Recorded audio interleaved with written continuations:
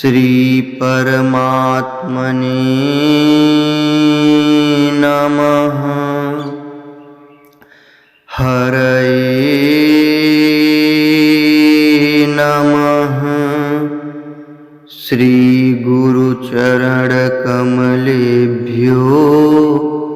नमः। श्रीमद्भगवद्गीता अथ द्वितीयोऽध्यायः श्लोक 33। अथ चेत्त्वमिमं धर्म्यं संग्रामं न करिष्यसि ततः स्वधर्मं कीर्तिं च हित्वा पापमवाप्स्यसि।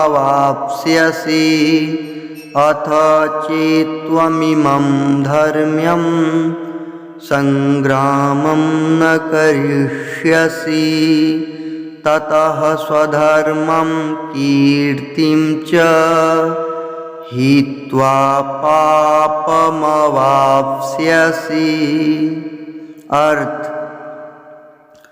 किंतु यदि तू इस धर्म युक्त युद्ध को नहीं करेगा तो स्वधर्म और कीर्ति को खोकर पाप को प्राप्त होगा।